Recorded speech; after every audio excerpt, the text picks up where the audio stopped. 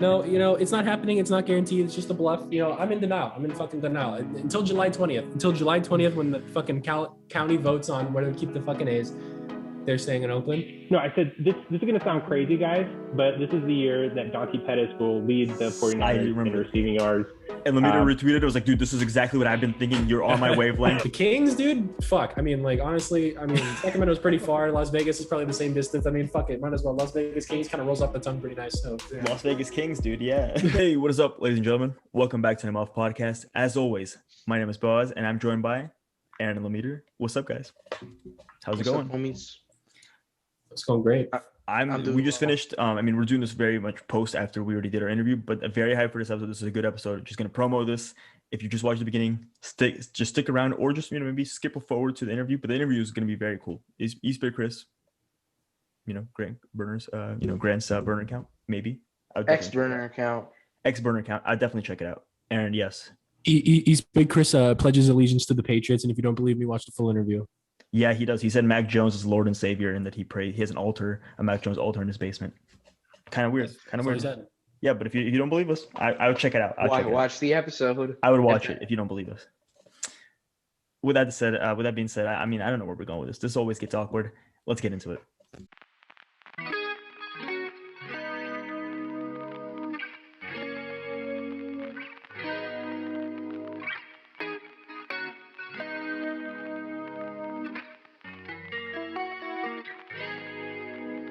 All right, we're coming at you, me and Lemita, to talk a little bit NBA playoffs.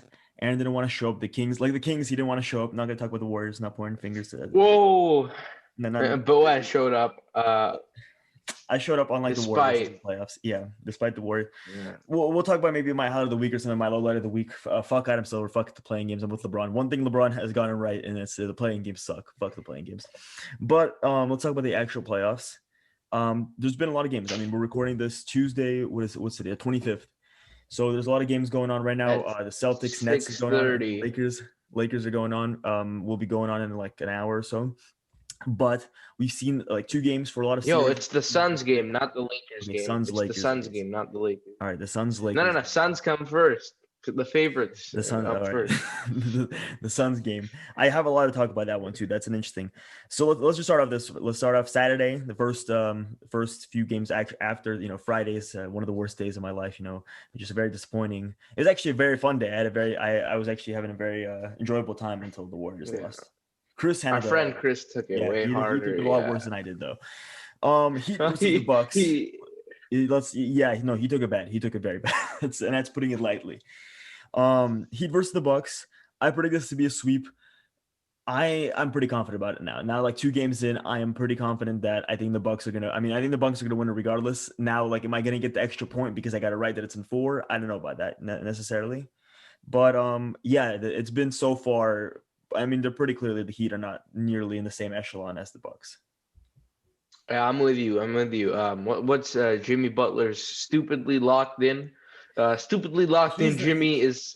He's played bad. Honestly, have you seen his stat? Yeah, he's been pretty bad in both games. The first 13. game, the only thing that really saved him is he had that buzzer beater. Really, if it wasn't for that, he would have had an atrocious both games. Both him and Bam are playing not good at all. Jimmy Butler's hitting 25% of his shots, which is just wow. And then Tyler Hero, removed from the bubble, is just not the same guy, man. It's basically Goran Dragic, Dwayne Dedman, and Duncan Robinson versus. I feel bad for Andre Iguodala. They play him 5 minutes, and he gets a shot, and that's pretty much it. That's all he's resorted to now. Yeah, I don't know. I think Jimmy eventually will snap out of his slump, but it'll be too late. They get a game or two. I think you're right. I don't think I'm not necessarily super confident that I'm going to get my extra point for getting it in 4, but I think the Bucks. Yeah, series over pretty much. Yeah, it's gonna look stupid. Well. I'm gonna look stupid. Come back around. That you just said that's going to be clipped for sure. Next one, but this is a little bit more interesting. Mavericks Clippers. This is a really interesting series though, because I think both of us expected the Clippers were going to be pretty fucking good. In the regular season, they were pretty damn good. They lost the first game. Luka versus Pandemic P. Yeah, Pandemic P is. He started turning it around a little bit towards the end, but that first half was the first half was enough to. That was like prime pandemic P. That I don't was, know what happened. I don't know what's happening to Paul George in the playoffs for the past. That's ICU P. That's hooked up to the fucking the breathalyzer or the breathing tank. Dude's on life support right now. I don't know what to say. I'm gonna be honest though, like Kawhi Leonard, last year was all the Giannis going to the Warriors, Kawhi Leonard to the Warriors. They lose to the Mavericks. Yeah, no, dude, Kawhi's out. And let's see, who are contenders for Kawhi? Miami, big market.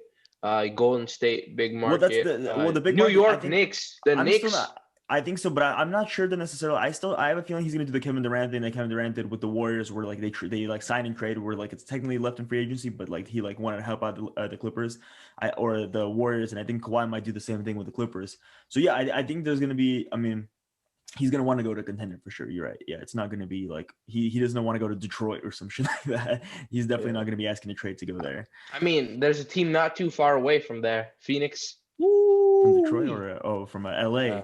Well, LA. Why don't you just stay in the same state and you just go a little bit up north? The weather's pretty similar in Phoenix, near Riverside. That's where he's true, from. But Phoenix is really, I mean, the only appeal of Phoenix is the low taxes. But he's a millionaire anyway. He's a multi-millionaire. Or he gets to play with the best point guard in the league, point guard, and the best shooting guard in the league, Devin Booker.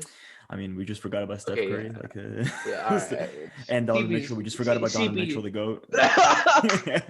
All right, we'll talk about Donovan Mitchell a little bit later. That's going to come up even a little bit later. Next one, Celtics Nets. We already talked about it kind of in the beginning.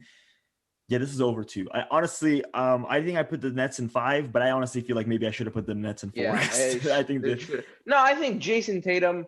I think it's just him. It's just they showed the first game he didn't play well, and they showed some competitive spirit. I think they could nick a game with Jason Tatum, balling out. Yeah, but the Nets just like, even if one of them is off, if either one of the big three is off, they still got the other two guys who are just like top 10 players. I mean, they're going to be definitely someone to contend with. But I was going to say, so did you see the Knicks game, the Knicks Hawks game? Their crowd just was bumping. That everyone was super hyped. Like they had the same capacity as the in Barclays for the Nets, but they're nowhere near as fucking hyped. And with a team shittier than them. That's how the Garden is shaped. Sure, but I'm just gonna say this though. The Knicks are always gonna be the number one team. It doesn't matter. It's the same thing like in the LA, the Clippers, like the Lakers could be trash, whatever. Let's say like in a few years, like the Lakers become like a bottom feeder team and the Clippers are like a top like finals team. Everyone's still gonna be going to Staples Center to watch the Lakers. You saw that. Remember when the Showtime Clippers. Not Showtime Clippers. With Blake, they were not. I'm talking about like let's say the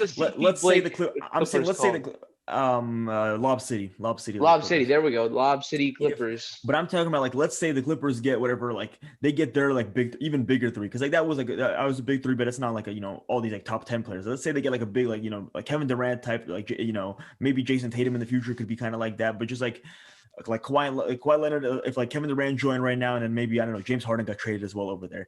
Even then, I still think the Lakers would be fucking like people would be more hyped about the Lakers than the Clippers. Yeah. It's just did you see the Nets? They had like they were trying to like show all the celebrities there. It was just like New York Giants. It was like Michael Strahan was there, and I think Eli Manning was there, and they showed the Knicks. You got Spike Lee, Tracy Morgan. There was just all sorts of celebrities from all over the place. The entire SNL cast. Exactly, and like the Knicks are. Let's be honest. The Knicks are significantly worse than the dude. The Knicks have been bad for so long, but dude, I respect their fans. That crowd was bumping. That's what I'm saying. Like I think the Knicks could have gotten as like an 8th seed, and everyone still would have been like going to the Knicks game versus Nets games, which is like that's an atmosphere I want to be at, a Knicks playoff game. I want. And the thing is, they only got 15%. I think they got like 15 or 20% capacity. Like this is like not even 25. Capacity. I think something like that. Yeah, it's not exactly. Crazy. It was loud. It was louder than most like full capacity. It's the first time they've been in the playoffs in like a little bit under probably a decade, but like almost like close to that. Okay, let's go. Go ahead. Yeah. San Antonio full capacity. Now, San Antonio is a notoriously good arena. Memphis, the Grizzlies. Like when they're gonna go over to Memphis, nobody's gonna give a fuck. Full capacity playoff game. Like this could be the full capacity finals in Memphis. And you compare a country music concert and you compare a country music concert in Memphis and you compare that, and like it's like nowhere near the fucking same. God. Even the Titans, I would say the Titans probably get more fans than with Julio Jones. That game, man.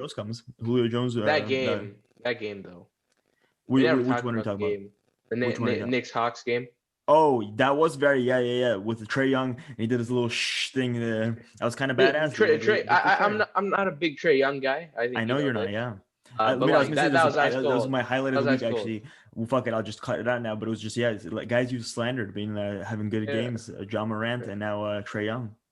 Yeah, dude. Devin Booker. But Well, you haven't like slandered Devin Booker. okay, You're a but big like Devin Booker guy. okay, yeah. If I put a lot of my emotion into a certain player, Sure. they'd So that means Donovan negative or Mitchell. positive Game two, emotion. Donovan Mitchell is gonna be pretty Hey, pretty damn good. he's all right. He's nothing good, nothing bad. Okay, let's go. Trailblazers Nuggets. So this one is now it's tied up now 1-1. The first game, the Blazers, I mean, it was pretty close until the very end, and they kind of like towards the end of the fourth quarter, they just took the lead. Took over. And then it was almost the opposite in the Nuggets one. They were pretty much in the lead the entire time. Like the Blazers were never really that in it. And this is gonna. They can't defend Jokic. They can't. They cannot. They cannot. And the other problem they got is like Dame and CJ could be on, but they got rid of Gary Trent for Norman Powell because they wanted to add defense. Yeah. But now the biggest problem is like they have two guys like him and Covington can't really like they're not really that good on offense. Like Covington like is kind of 3-and-D a little bit, but like they're not doing shit. And then Nurkic just had one of his worst games like against Jokic. Like he had a pretty good game one. He was defending him pretty well. But just, I mean, Jokic fucking went off. Yeah. Terry Stotts is not giving Jokic anything like to process, dude. But like Jokic is one of the harder players to double. The one thing that they're banking on is Michael Porter's having horrible. Let's just be honest. Michael Porter's just been shooting like, I mean, this is like if you hate Donovan Mitchell for his inefficiency, like this is like inefficient. Hey. Michael Porter historically is very efficient though. That's all I'm gonna say. Like he's a very efficient scorer. Yes, no, Michael Porter, as we were talking about, like he would be the guy who would lead. That he need to be significant, like in the Nuggets game, because Jamal Murray's not there. You know, they need another guy who's scoring beyond Jokic. He's kind of been that. Like, I mean, he's scoring. He's just not like he's just shooting like whatever, like 7 for 22 or some shit like that. Like he's not shooting very well. And then, but then the thing is, what's his name? Melo had such Aaron Gordon as well as there, but Melo had such a good game one, and then game two he just wasn't hitting his shots. And then Powell is just honestly, if I was the Blazers, I wish I had to get that trade back because Gary Trent would have helped him out in that game. Because like in this series especially, who's he defending? Like he can't defend. He can't defend fucking Facundo Campazzo. Bro. Like he's stuck defending Facundo Campazzo. Like, bruh, okay, big. If they had Jamal Murray, sure that'd be a great assignment. But on the contrary, I think Aaron Gordon's been doing he did a second half. He did an all right job slowing Dame down. You can't stop Dame. Never. Dame had one of his best games, maybe like of this year. 32 in the first half. I was scared. Overall, he had like almost had 50 fucking overall. Like, I mean, Dame Lillard went off. It's just the problem is nobody around him. And then the thing is when he gets off the court, and then like CJ gets off, and they put in like their bench kind of guys. They got nobody who can shoot. Like they had Gary Trent who come off and he could shoot, or they could rotate them. Anthony Simons is kind of, but and then Melo's kind of like that too. But Melo's just he's streaky as well. Like he's not as consistent. He's old. The other's young. Have you seen all the Knicks or not the Knicks fan, all the Nuggets fans cheering on him? Like this is like maybe like your best player like in your franchise history, and you're fucking. I mean, I guess Jokic. Mutombo, I think Jokic is better. I think Jokic is accomplished. I think Melo off of 1 year. I don't know about off of 1 year. Jokic has been good for a while. That's true, but this is like his like big. I mean, Jokic has always been like a 20 and 10. And like Melo left Denver, right? I wasn't old enough to know how the conditions. It's just, and they were never really that like they were never really that good with him. But it's just like this is well, whatever. Hey, I'm hoping they take that because I like the Blazers. They're a really fun team to watch. They are pretty much as close to the Warriors as you can get. Like they are like a very similar Warrior. Like Dame is, a discount Curry. CJ's a discount Klay Thompson. And then you got your Wiggins and Oubre with Covington and Powell, except you switch their offense with defense. Covington's actually a better defender than both.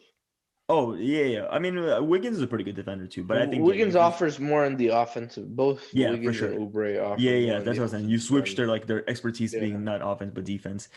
But then Nurkic is just getting bullied. Nurkic is just getting straight up bullied, and he can't do much about it. All right, let's go to the next one. So Wizards 76ers. Yeah, this is like, I mean, the next one. Like this is not it. Yeah, They can't defend Joel Embiid, Ben Simmons, even if he's like Ben Simmons fucking hits like 6 points. Yeah, he's the opposite of clutch from the free throw line. 0 for 6 in the fourth quarter from the free throw line. It doesn't matter. I mean, can I be honest? Like, this is Draymond Green's stat. I mean, this is like the current day Draymond Green stat lines. Like 6 points, 15 Draymond Green rebounds. is a very important player. He is. No, for sure. No. And Ben Simmons. I think Ben just needs to get. Yeah, I think he can be a bit better than prime Draymond. I think he's more physically gifted than Draymond. Yeah, but he's nowhere like prime Draymond. I was watching back because I was depressed on Friday. I was watching back like the 2015 playoffs and then even 2016 when they lost to the Cavs in Game 7. Draymond had like 30 points in that game in Game 7. Like people don't talk about that, but Draymond had like 32 points in that game. That was the only game. Fun fact: it was the only game of that series I actually watched. Game so you 7. Fucking jinx. So you're saying you fucking jinx that shit? No. I was rooting for the. But just saying, like Draymond was a fucking like people like now like he can't like score. He can't score right now. Like I don't know what's happened with him this year and really last year too. He just can't he just can't do anything. And that fucking floater was miserable. But yeah, he was a baller. He was a baller. I think people disrespect him a lot, but he is a baller. I don't firepower though. 6. I mean, yeah, this is. I didn't think this was going to be a competition anyway, but like this is even Beal now. And like, Westbrook's pretty much ineffective this series. If you could like forfeit a game, like this is pretty much a forfeit game. Like this is the series is over. Like let's be honest, it's one game, but like I don't see in any way. And this would be like an excellent like if the Wizards somehow come back and they just beat it. Like this would be an excellent like clip right here. I just have no like I don't see any fucking way that like Wizards are any way competitive with this. Yeah. All right, let's do Lakers Suns. The Suns game, as Lemire likes to, the Suns series, as Lemire likes to. Let's talk about this last. Let's get. You want to talk about this last? Okay, let's do Hawks Knicks. We talked about it a little bit. Yeah. This is gonna be entertaining. I think this. They got. I shadowed the Hawks a little bit. I thought the Hawks would not be as good. I thought the Knicks would be slightly better. They're very evenly matched. I would say we talk about the Sixers and the Wizards where they're not even close, or like the Bucks and the Heat not really close. These are two pretty much like I would say if you're giving them like 2K ratings, there would be very similar rating, if not the same. Yeah. So I don't know who I saw. I don't know who I saw, but they said I hope this becomes a long-term rivalry because they're already getting chippy. Trae Young and the Knicks players, I actually like to see that. I think this is an interesting one. I think Julius Randle will have a bounce back because he didn't have very good game. He wasn't shooting very well. Yeah. I think once he's back, I think this game will go easily to 6. Yeah, I think this game will go to 6 or 7 exactly easily. I picked the Knicks. I'm still confident with that. I'm not going to get off of it just off of one game, but I'm gonna still stick with the Knicks. And then let's go to the last one, which was kind of a surprise. Grizzlies Jazz. Grizzlies did win game 1.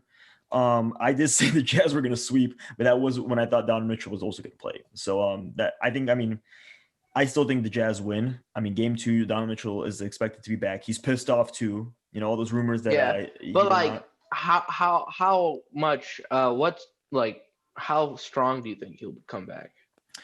I think I think he's been ready for a little while. I think they've just been like extra careful with him because they're like not trying to like get anything long term. I think he'll come back very pissed off. The only problem I have is I'm starting to get the feeling that Donovan Mitchell's time in Utah might not be for much longer. I think he might ask to get traded because I don't think he's upset with the front office. I don't know. I saw rumors about that. I don't think his team likes it. Yeah, but I was looking at it, but I don't know why it would be that way though. But what has he done to them? They're a very efficient team without Donovan Mitchell. And he is your super. He's not a superstar. Well, that's what I'm saying. I understood caliber player, but in games like this, how would he have affected it? He would have taken a lot of shots, not hit a lot. I think this Utah or Utah Grizzlies game 1. I think they would have won with Donovan Mitchell. The problem was they were towards the end, and they were just didn't have a guy who could hit like a big time basket. And the other issue with Gobert. That's true, but Bogdanovich is not like, come on, he is, but he's not like, he's Clarkson still not ice in his veins. Basket. He's not Clarkson is the definition of ice in his veins. Just by D'Lo association with the being on the Lakers. Yeah, pretty much. Yep. I think they're missing their big time play. And then the other issue they had is Gobert was having foul trouble. So they got to, obviously that's the game plan with the Jazz. You got to get Gobert out. What do you think? Sorry, go ahead. But go ahead first. I was going to say, I think the way you play, the Grizzlies played them perfectly. You had to play them. If Donovan Mitchell's not there, what you got to do is you just got to attack the paint, hope that Gobert gets in foul trouble, which exactly what happens. And then the Grizzlies are built in the paint. I mean, they got a bunch of tall ass motherfuckers, and the moment Gobert went out, it was just kind of like, yeah, like the game was closed. But like I just really didn't think, yeah, exactly. They're gonna Jaren Jackson, Valanciunas, what's the other Tillman, Dillon Brooks. Dillon Brooks is more of the outside. On the outside, but it still sets it up. Yeah, you get guys they have to start doubling you, so then you can get shots on the outside. It's just that when Gobert went out, it was like, I think this is pretty safe to say it's over. Go ahead. I think Memphis could make this interesting.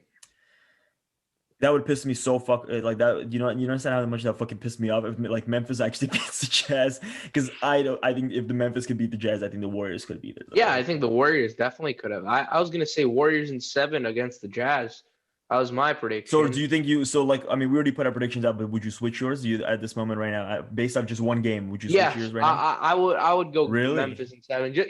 I don't fully believe that just yet, but like I'm just getting for variety's sake, bring something new to the table. I think it's possible. That's what I'm saying. No, that's true. Yeah.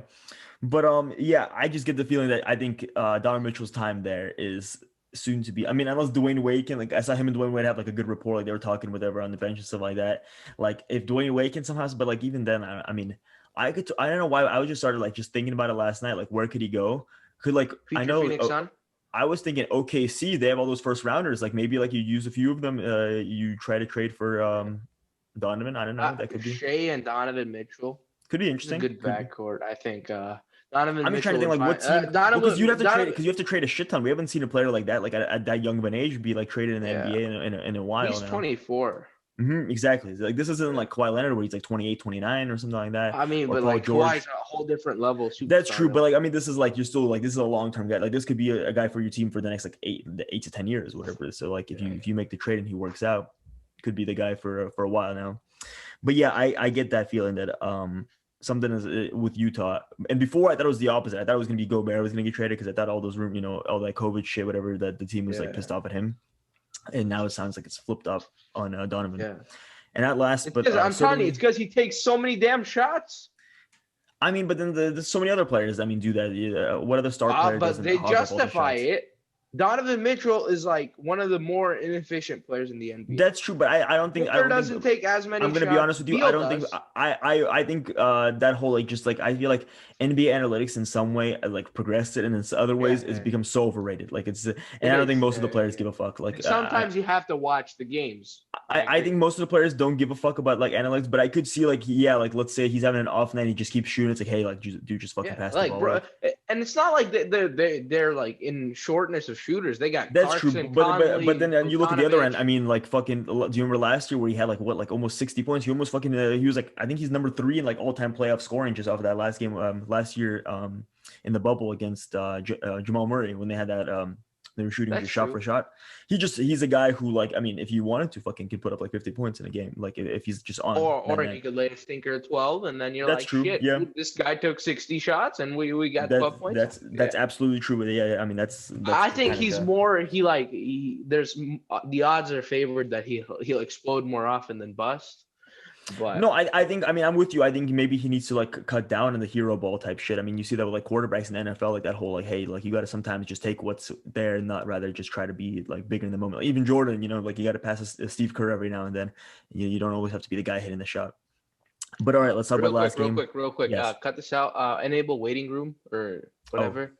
Yeah, you want me to do that? If Aaron like hops in the middle of the segment. Yes. How the fuck do I do that? You can't do that. Whatever. All right. Just text Aaron to not join for the next 5 minutes. I mean, we're almost done. We're finishing up with the Suns. All right. Suns, Lakers. The Suns series, as Lemire put it.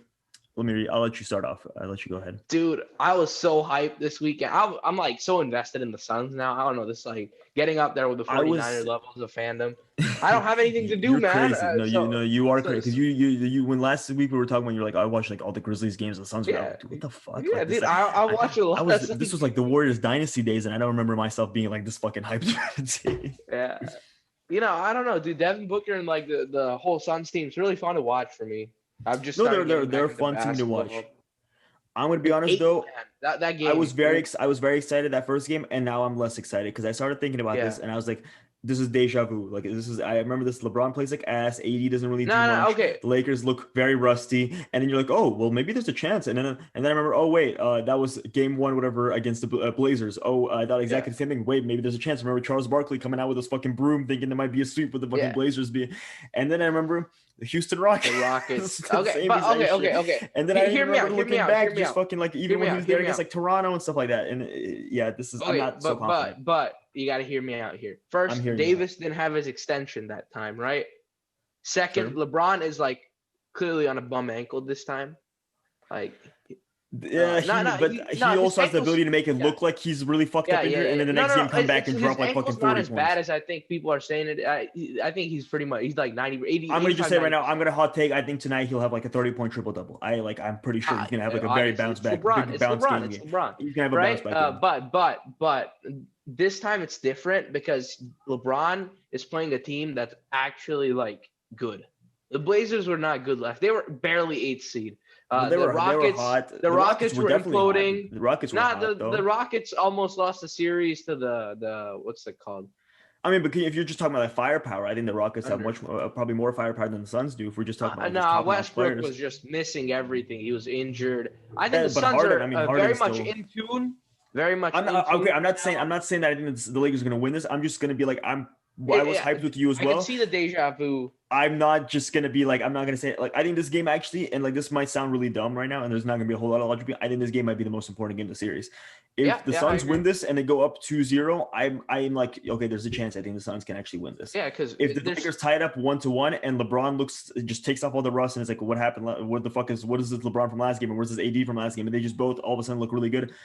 I'm gonna all of a sudden start being like, fuck, they just did it to us again. They did it the same shit to us again, where for a second I thought they were gonna be bad, and then they fucking just snapped back to what they were before. Here's what's encouraging for me though. It's Chris Paul added zero value on offense pretty much. Chris Paul, I don't know why they brought him back because he started just turning over the ball. I was like, dude, he couldn't dribble. I think I've looked at it, and I'm not a medical expert. I will be in 8 years, but. That's a long way to go. But I look from what I've learned and like looked at it. It looked like a stinger that like his like arm just went asleep for a bit. And initially I thought they were just having an injury off. I thought him and LeBron were just decided to just have an injury off and just be like, who could fake the worst one? Because both CP was actually injured. Chris Paul was actually. I mean, he was on the ground, but I mean, to be honest, it looked just like he fell on his shoulder. That's what he couldn't even dribble though. He shot like that. When he stopped using his fucking he stopped using one hand. He literally only dribbled with one hand, and I was like, why the fuck did they have him on the court? Like, just put it in someone fucking else. Like this dude is like a negative. Campaign got ejected. That's true, but I mean, like there's like a set. You want to roll out each one more, and but there was a point where there's like a streak where it was literally just like him losing the ball or like him getting like making a pass that was just like not it at all. I mean, put Booker a point guard and put I don't know each one more fucking shooting guard. I don't know, but I was like, dude, like if they lose right now because fucking Chris Paul is about to just like he's literally hobbling on the court right now. Yeah. So I don't know. Yeah, that's gonna be interesting to see how that progresses. But here's the encouraging part. Like Chris Paul, I think he's gonna be healthy because they didn't list him on the injury report at all. So I think Chris Paul's healthy. And then Mikal Bridges and Jay Crowder shot awfully from the 3. I think both of them are bound for. As I told you, Jay Crowder is either like freaking Jimmy Butler in the Paul George in the playoffs or Stephen Curry from the 3. So I think Jay Crowder bounces back. Yeah. So even if LeBron and AD bounce back, that's huge, right? AD just needs to realize for a second. AD really needs to realize for a second that he's like 7 feet tall. That he doesn't need to shoot. Literally, just get into the paint and put your hand up and put with the ball and just put it into the basket. That's all you got to do. Yeah, but like even if those guys play better, I think the Suns have another level they can hit. I'm not saying that. I'm not as like the first or whatever that night. You're not as optimistic as myself. Sunday. What was it? I was very hyped. I was like, holy shit, the Lakers looked like ass. The Suns just beat him. I think this could actually happen. And then I was like, wait a minute. I remember this exact like thought process already. I've already had this exact thought process before. The Blazers didn't have anybody as good as Devin Booker. Yeah, but then I just for a second, for those who thought Devin Booker was empty calories, a lot of my friends, not Boaz, but a lot of my other friends, that's right. What's up? I mean, I wouldn't say that it's been one game. It's one game. It's been one game. One of them texted me, who's a notorious like, oh, Devin Booker sucks, never been to the playoffs. He texted me, he's like, yo, Booker nice with it, huh? I'm like, I've been he was saying big that. I mean, he was big that game. Yeah, he looked like. I mean, Stephen A. said it. I mean, I don't think like anyone can. How can you dispute that? He was the best player on the court. Like that game. I think it was him that Aiden. It was him then Aiden had a very good game. Yeah, Aiden had a very good game too. Exactly. Yeah. I mean, yeah, just you got to see what the fuck happens this series. But yeah, he continues, and he did exactly what we were talking about. He like started shooting the ball more. Like he just started he missed a few shots, and then he, instead of being all reserved and all that, like how he usually would be. And I think honestly, maybe it was a good thing that Chris Paul was injured. Maybe that was the reason why he was like, hey, maybe I can't. Like, shit, I got to be the guy now. I got to be the fucking time. For a sec, exactly. He's got to do the Donovan Mitchell thing where it's like, fuck it, I'm gonna be the guy. Let me just put up some shots. Doesn't matter if like it's a good look. I'm gonna be the guy who's gonna make those shots. He's just more efficient than the latter. Well, he's been efficient for the reason. I mean, I would be totally. I think I think most Suns fans would be totally down if he was like slightly less efficient. Yeah. Slightly inefficient. Book dropped 40 points a game. I'm down, bro. I'm down. That's exactly, yeah. No, but I think the playoffs are interesting this year. I still think Nets are gonna win. I'm gonna stick with that. Like nothing has deterred me from that necessarily. But yeah, the Clippers. I thought they could be competitive in the West after just like the first game. Yeah. Paul George. It was rough. Yeah, that was a rough game to watch because it's. Like, I think that does go to 7 though because I think Kawhi wills them to 7. But Luka, I think that game is. Yeah, no, Luka's a fucking beast. But that game I think is even rougher to watch. Now just remembering that fucking New Balance ad when Kawhi just signed with the Clippers and he's fucking driving. He's like, LA's my city. It's like, dude, Kawhi, like fucking hey, dude. Bruh, man. Yeah, like maybe like when you come to the Warriors, maybe don't do that. Like maybe I don't know, just do a tour of like I don't know, San Francisco and stuff like that. But like maybe not make an ad about it and just be like, this is my city. Like leave that to. Hey, if he's touring the Bay Area, please stop by Santa Clara. I'll give him an address. Oh yeah, are you up? Would you pitch Kawhi on going to Chubb Upman, or is that only for the 49ers? Oh dude, yeah, Kawhi would actually love it. Kawhi would go. I think Kawhi would be. I loved it, man. Awfully spicy, Lemire. Dude, he wouldn't even like. He'd be dying on the inside when he was. And you think he wouldn't say a word? You can't tell what's going on. He's a fun guy. He's a fun guy. I know nothing else to say. He's a fun guy. But yeah, this is it. First week. I mean, we don't know next week if any sweeps happen. We know by then. And if not, I mean, when we're recording next week, I think there'll still be a few games that if they go into like 6 and 7, I think we can still talk about that. And if not, then we'll just preview the next year or the next week's series. And yeah, let's get back into the episode. As always, we like to start off our episodes with our highlights of the week. Lemeter, are you prepared this time? Let's see. Are we keeping the streak alive? Yes, I am prepared this time, actually. Oh shit. Okay.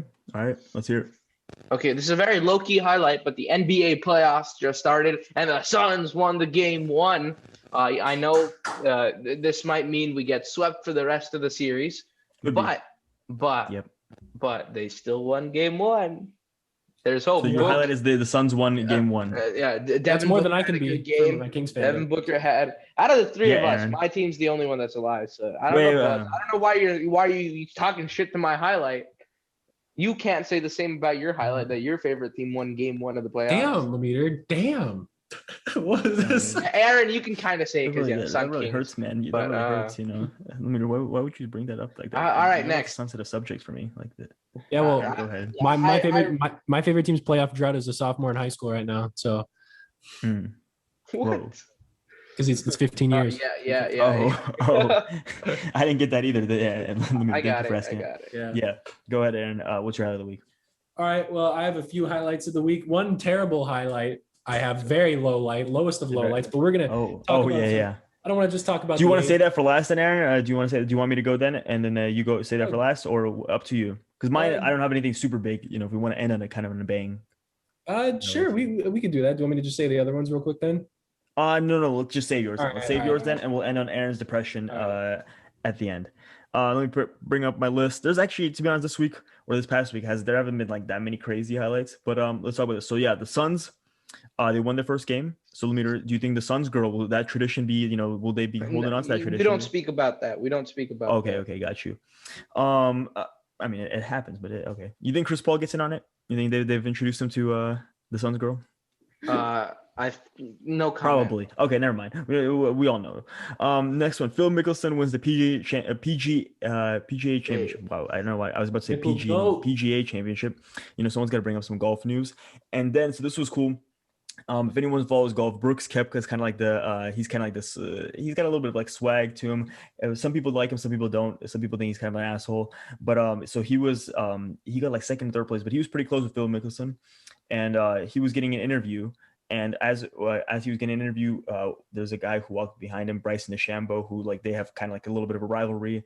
They're both like very young golfers who are like up and coming, and like they're pretty good, but like they don't like each other very much. And Bryson says some shit to him that like nobody knows really. Like people can like read his lips, and people are like interpreting something, but nobody knows.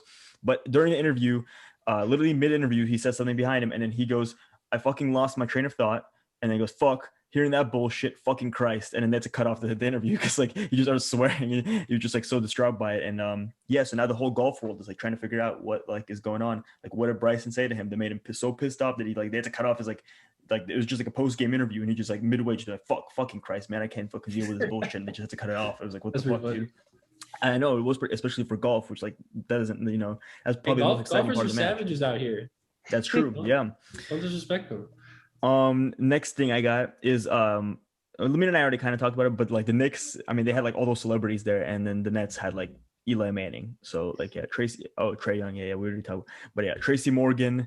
I mean, of course, Spike Lee was there, but there's also celebrities at the Knicks game. Nobody showed up to the Nets game, so I was like, that's kind of sucks for the Nets.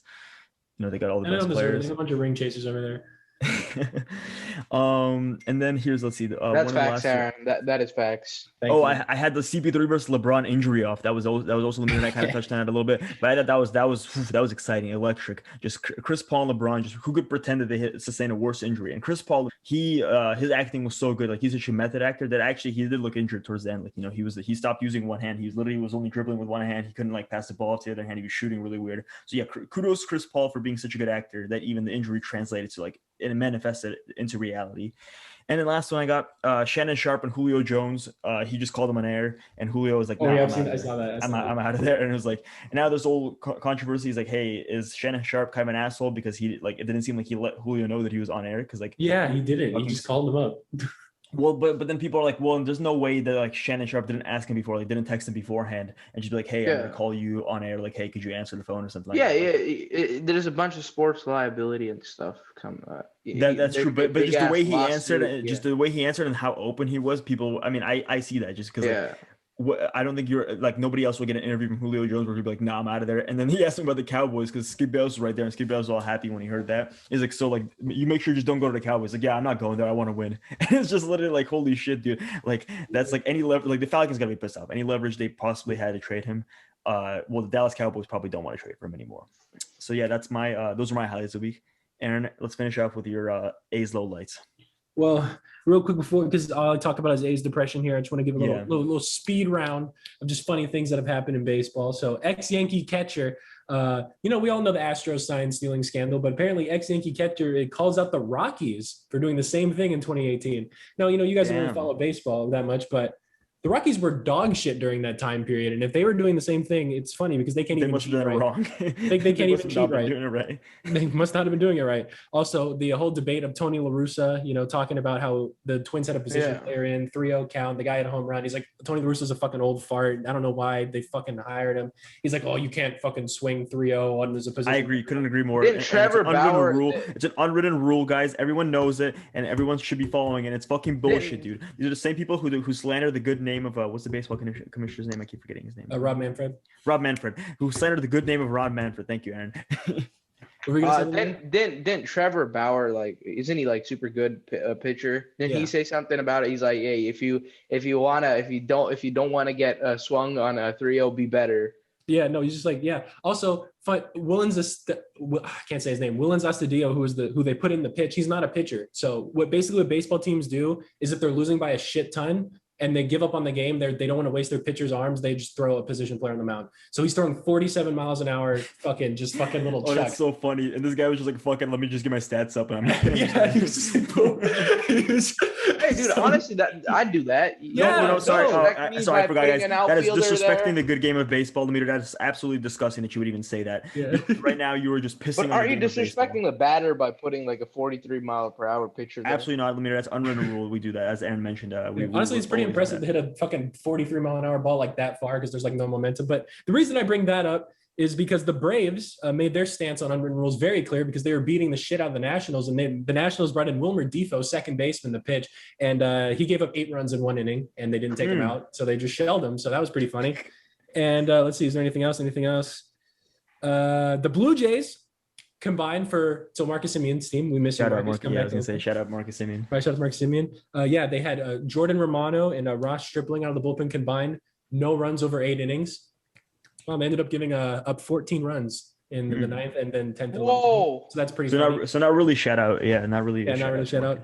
Yeah. So that's all fun. We're having a good time here, right? Let's get to the final one. So Dave Cavall, Oakland A's president. Well, the guy who came up with the Root in an Oakland slogan, maybe it's a little questionable right now because he, on his Instagram, I can verify, I do follow him on Instagram. I saw this happen. He posted a video and he's in Las Vegas. He posted a video and he's like, "Woo, let's go Las Vegas Golden Knights, Vegas up, baby." And the whole fucking A's community lost their fucking shit. And Dallas Braden's tweeting, "My heart hurts this morning," and oh my god. And then even worse, it gets worse because apparently he has tickets to the Portland Timbers game coming up, so he's going to an MLS Portland Timbers game. Oh. So Aaron, so how's that going to be like? You're going to get to see the Raiders and the A's play in the great state of Nevada.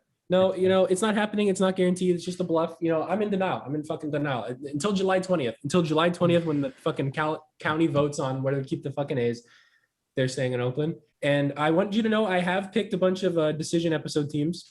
I will not tell you until it's time. But okay, can you order the hats beforehand? Can you order like some of that just return? I have. Tag on. I probably won't be. That's a lot of money, but I have miniature baseball helmets that I'll pitch in. I mean, if you just return it afterwards, whatever will be, it'll cut it even anyway. So, but like I'll pitch in. If you you don't want to put like the initial, I'll pitch in just to make it more interesting. Okay. Like what I did with the Dante Pettis shirt, where I wore it for like a few episodes and I returned it. Okay, I have hats for most of these. Oh, and that's okay. And never mind. If you have hats for them, then yeah, do that. No, I mean like I have like shirt for a couple of them. Okay, then that's honestly do that. Yeah, that works. Yeah. I just can I use a mini baseball hat too, like just put it on my head. Sure. Yeah. Very cool. I was just when I was thinking of the idea with like when I was doing the football version, but I didn't have any of the other hats. I have a mini baseball helmet for every team, so I can just get them all out. Oh, bet. Okay, then you're good. Yeah, you're fine. Yeah. So and I hope it doesn't happen to it, but at the same time, I kind of hope it does. Well, if it does happen, I really don't hope that happens for Aaron's sake, Yeah, I will. No, but like selfishly speaking, just this would be so entertaining just to see a decision episode. Like, I mean, I just want to see a decision episode. Someone's got to have one. If it's not Aaron, then it's next. You're the next one in line because Jimmy Garoppolo is not going to be in the 49ers for too much longer. I've accepted that. So, Lemire, what do you think your version of a decision episode would be? Honestly, Ronaldo isn't Ronaldo a free agent soon? No, next year. Oh wait, no, next year. But it looks like he might just just release me now, and I think Juventus can't afford his wages. City. Yeah, United. He won't go to City. City was the one that you're. He's either going to Real Madrid, Sporting, or United or MLS. And I'm down for all 4 of those, honestly. Wait, why the fuck if he comes to the MLS, I can watch Ronaldo for the first time in my life in person. Well, I mean, that's gonna be really hyped up because the MLS. I really can't name a single MLS player. I'd go courts pitch side tickets. I'd invest a bunch. Aaron, can you name a single player in the MLS? I don't think I can. What's that guy's name? The guy Chris Wondolowski, is that his name? Hey, yes, sir. What team is he play on there? San Jose Sharks. I mean, fuck, Earthquakes. Okay, but I really hope he goes to Manchester United because if he goes to MLS, he'd probably ball out. Probably get hella good stats. My favorite. No way he goes to MLS though. Is that actually? That sounds dumb. No. It's legit because Ronaldo loves publicity. Ronaldo's like a David Beckham type. I guess he would, and he put up crazy stats because everyone fucking sucks. He'd put up but knowing Ronaldo, he wants to score 1,000 goals. He's at 777 right now. Wait, the MLS goals not count? They do, but no one really takes. He could put fucking 8 a fucking game with the type of talent that he's playing against here. This is eight's a little far fetched. This is like a high schooler playing against elementary schoolers here. We're just going to talent level wise that we're talking about here. The drop off is pretty steep, I would imagine. Yeah, it's just if his athleticism keeps up, I think he will stay in Europe. If he thinks his athleticism is dropping, he'll come to the MLS, make a quick buck, and score a lot of goals. Yeah, dude. If he makes a movie, that'd be he'd make a movie, dude. He'd probably go to LA or Miami. Roll like Ronaldo. I think that's my trademark that right now. So we can't use it. Roll like Ronaldo. Dude, we're gonna make fucking billions of that shit. No comment. All right, so that's let me just So what's your version of we still? I'm always going to be Manchester United fan. And okay, what's your version of a decision episode? What's your version of a decision? Okay, sure. If Ronaldo moves, I'll do a decision episode. Oh, that's actually very likely, isn't it? To see but what was it? Decision episode to see if you're still a fan of Manchester City. United. No, I'm a Manchester United fan, boys. And I've learned it's the opposite of what I usually think. And Ronaldo played on the team when I was a little kid, and he moved in 2009.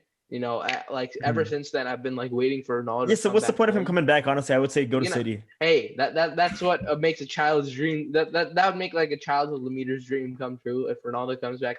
I can't tell you how. As foreshadowing for the Chris episode, the East Bay Chris episode, I think it's time you learn to just crush your dreams earlier on, so you can deal with it earlier. You accept that your dreams get crushed. With that being said, Lemeter, 2 of my favorite teams might be moving. Just welcome to the club. Literally every single sports team that was in Oakland is now either in Vegas or in San Francisco. San Francisco's close enough.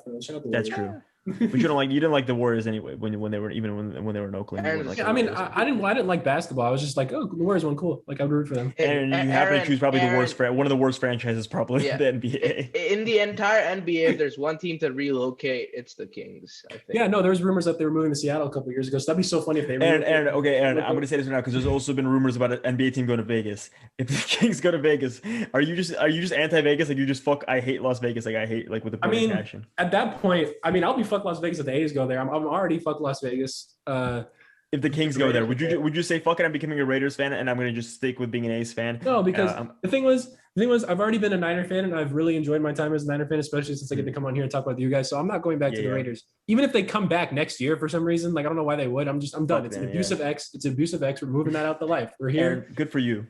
Yeah. The A's have no idea what the fuck I'm gonna do, but the Kings, dude, fuck. honestly, Sacramento's pretty far. Las Vegas is probably the same distance. Fuck it, might as well. Las Vegas Kings kind of rolls off the tongue pretty nice. So yeah. Las Vegas Kings, dude, yeah.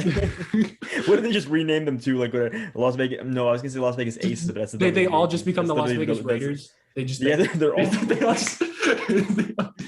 Yeah, that's bad. Las Vegas Athletics is actually not a bad name. Yeah, the A's AAA team is in Las Vegas, so they already have a stadium there. So do you have a different logo, or are they still the A's? They just swapped. No, they're the Las Vegas to Oakland. Aaron, how mad would you be if they send the?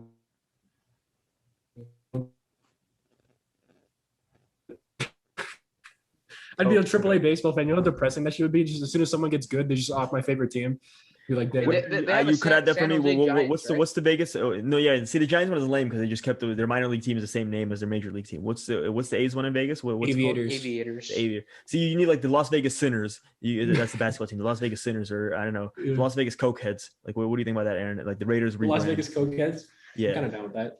Yeah, that's cool. All right, let's get into our interview with, we already said it, the one, the only, Mr. East Bay Chris. All right, we're joined today by the one, the only, a man who, in my opinion, I don't think it needs any introduction, but, Grant Cohn is the king of Twitter, and this is for sure his jester. This is East Bay Chris, the burner person, I guess, not really a burner account, it used to be the burner account, but now there's a face to the account. East Bay Chris, welcome to the Muffed podcast. Thank you for coming on. Yeah, absolutely. Yeah, I used to get that daily, that I was Grant's burner, but that's kind of faded recently after I revealed myself. Are you a burner person? Not once every other day. Exactly. I think you're just a burner person now. Grant will just I see you as a face, but I think Grant still tweets on your account. That's kind of just I think he just puts you there just get people off the trail. That's my current perspective on that. Yeah, I think he's gone a little PC recently. He's a little more optimistic, but I've kind of stayed to being my true self. And I think he's living a little vicariously through East Bay Chris on Twitter. I think so too. I think maybe I've noticed that too. He's just become he's become too likable recently. And I don't like that. Personally, I don't like that. Yeah. Level-headed takes all of a sudden. Exactly. Yeah. But the first thing I just want to ask, we have you on, we got to ask, how did this all come to be? You just out of nowhere, was it just you had an idea hey, let me just be satire and all that? And then how did it did you expect it to blow up in the way that it has kind of on 49ers Twitter? Yeah, I think it was a pretty natural progression. If you had seen my account 2.5 years ago, I was just like any other fan, just debating 49ers. Just kind of getting into it with people, thinking my opinion was better than anyone else's. And then somewhere along the line, people usually do on Twitter. Yeah. Yeah, right. And then somewhere along the line, I realized there's no point to this. There's no point to any debate on Twitter. You're not going to change anyone's mind. You're and I think it was some of my opinions were turning out to be false anyway. Like in the long run, like I was wrong. And I was like, oh shit, I don't know what the hell I'm talking about. And yeah, I followed Grant for a long time, and I just sort of changed it to where I was doing like a lot of photoshops, and he was retweeting my stuff, and I noticed like the funnier that I was, the more retweets I got. And yeah, I mean, he had thousands of followers. I had like 100, and I think it was actually when we started the Dante Pettis hype train. I think Lemire was on that hype train. He was big on the hype train. I was a proud member of the Dante Pettis hype train. Okay, so let me explain that. So I think that day I was just thinking like, what is the most ridiculous thing that I can throw out there? Like just the dumbest thing that definitely won't come true. And I threw out, it was before the beginning of last season. I said, I think this year, no, I said, this is going to sound crazy, guys, but this is the year that Dante Pettis will lead the 49ers in receiving yards. And Lemire retweeted it. I was like, dude, this is exactly what I've been thinking. You're on my wavelength. And you did that as a joke. And Lemire was like, nope, I'm on this exactly. That's exactly what I'm thinking. Hey, man, I still believe it. I still believe it. One day in the future, Dante Pettis will come back to the 49ers and he'll lead the Lemire, do you want to say your take or are you embarrassed about it? What's your Dante Pettis? Dante Pettis will be a Hall of Famer. I still believe that. You're still standing by that? When are you going to give that up? That's what I'm doing. No, you're not giving the context. Because you said he's a Hall of Famer, a 49ers Hall of Famer, up there with Jerry Rice and T.O. That's what you said. Okay, that might have been a little overblown, but I can't back out of my take now. I've like that's true. I respect that. So I'm just gonna wait until he retires or something, and then hopefully no one ever like remembers. But until then, I'm owning it. A Hall of Famer in the NFL. Yeah. You didn't specify that, Lemire. You're right. Yeah, he could be like an XFL Hall of Famer. Yeah. Well, I actually kind of like Dante. Like he's a cool person. He's responded to a couple of my tweets. So I still hope he's an NFL Hall of Famer. I mean, I'm blocked by him. If he does turn out to be an XFL Hall of Famer, I'd be down. He's actually interacted with all of us on Twitter at least once. Yeah. He interacts with us. No, he actually blocked me. And then that's what I was gonna ask you, Chris. I need your advice. How do I get unblocked? Because I've been blocked and I don't know why. Like I don't know what I really did. Yeah, it's really easy. Just follow the coattails of the guy who becomes the leader of the 49ers SI channel. Okay. And then once he blows you up, then the players will take note and then they'll unblock you and start interacting with you. So it's pretty easy.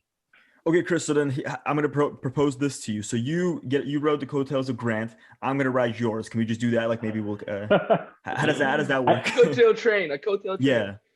Yeah, I think we could try that, but I think there's sort of a limit of how high I can go. I think there's a lot of people who just despise me. All right, Vish it is then, I guess. Vish is who we're moving on to, I guess. That's got to be. Yeah, I would move to Vish. I think that's a safer bet than East Bay Chris. Oh, but if you look at my follower count each day, it's up and down like the crypto market.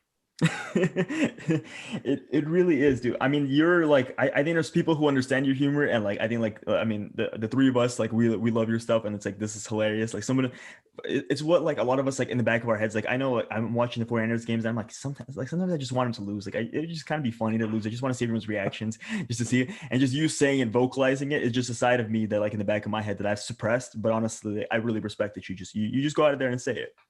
Yeah, no, I appreciate that. And yeah, just finishing my story. So the Pettis thing, it blew up. And then that's when I realized, okay, just make this account. Whatever you're thinking, just say the opposite. Just say the opposite at every time. Things that'll kind of annoy people. Like I would always throw out pictures of like Tyreek Hill catching that ball during the Super Bowl. The Jimmy overthrow. Yeah, like people hated that. I kind of moved away from that because people sort of know what to expect now. So I got to be a little bit more clever. But yeah, no, just do the opposite. Like George Costanza from Seidenfeld, and it seems to work. Just whatever my intuition is telling me, I just do the opposite. Well, I think that's a perfect segue because I had a planned kind of segment that maybe we would do that would be kind of fun, and I'm going to give you some scenarios just that I've come up with that could happen maybe throughout like this season or maybe just in the future, and they're going to get more ridiculous as we get down the list of different scenarios. But just like an off the cuff, can you give me like an East Bay Chris tweet? I'm just going to give you a scenario, and you just give me like, all right, here's the first thing that came to mind that I would tweet out if this happened. Okay. So the first one is everyone all the hoopla right now. Julio Jones coming to the 49ers. What's your take on that? Jesus, dude, you're putting me right on the spot. Okay. I am putting you on the spot there. Yeah, I know. I don't have anything for that. You don't think so? I was thinking like maybe like a Dante Pettis, maybe like bring back or something like that, or just tell me your reaction first, and give me a second to think.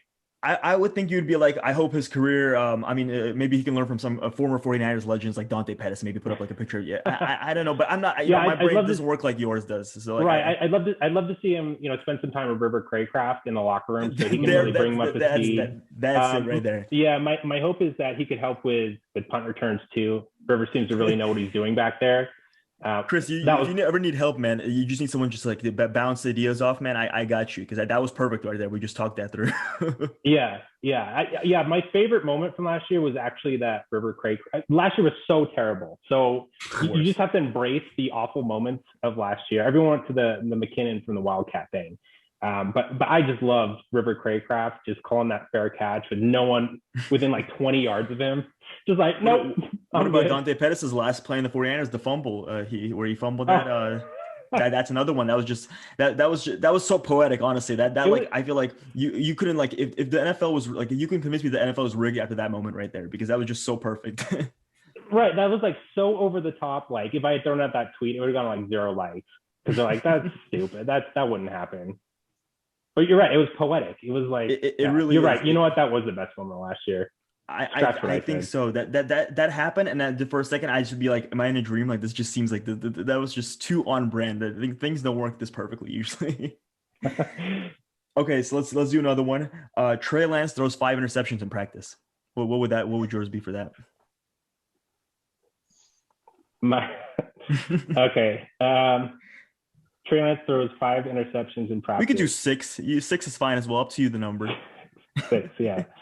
I would throw out something like, it looks like Jimmy's really been working hard with Trey and kind of getting up to speed of how, I wanted to give you the 49er way.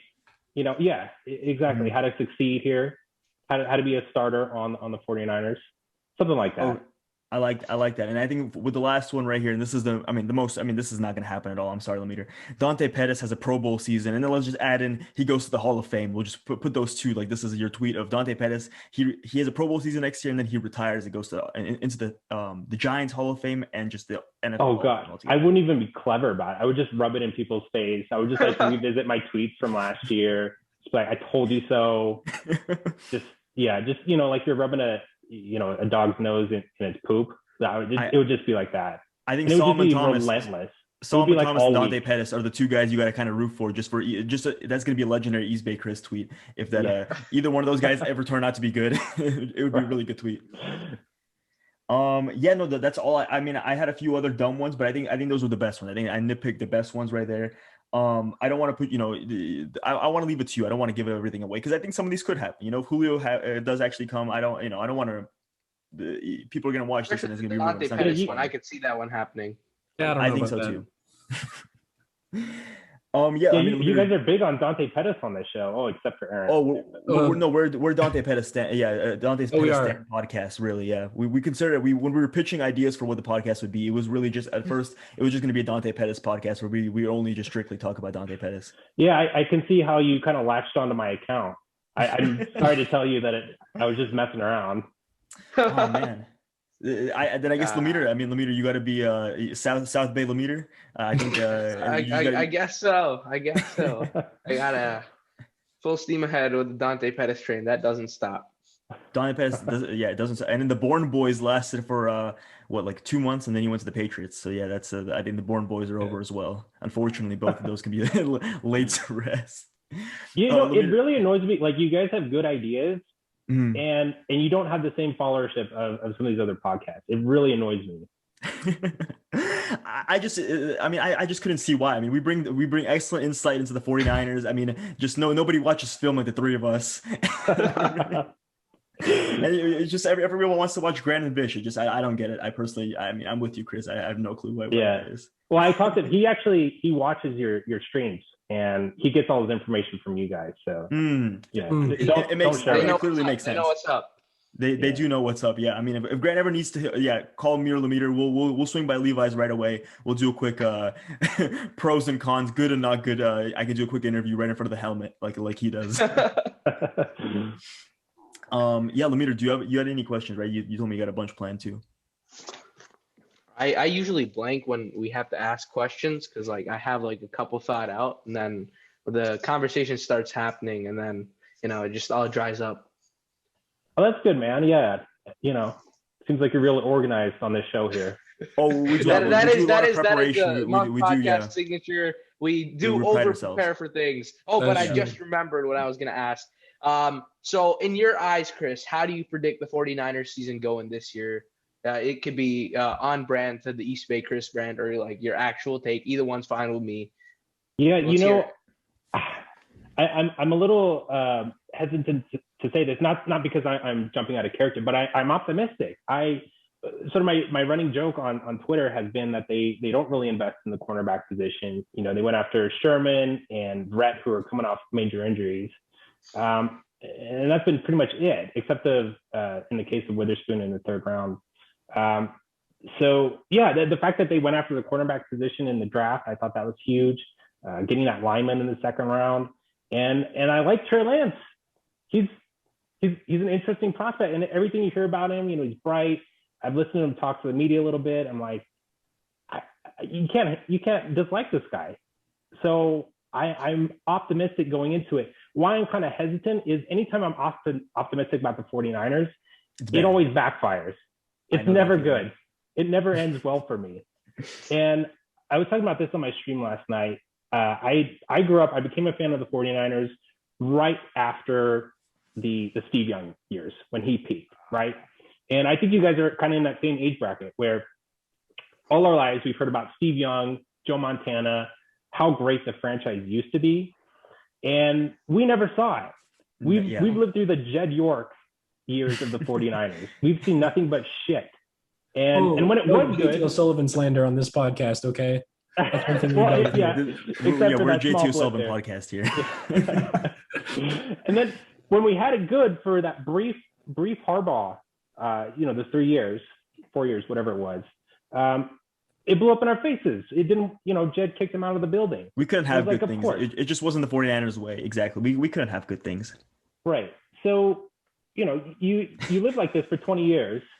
And you just become very pessimistic about things. And even though things have looked good with Kyle and John, and again, the draft looked good, I just know how this goes. Yeah. Like the injuries are already starting to come. Jeff Wilson is out for 4 to 6 months. Every year we're like, every year.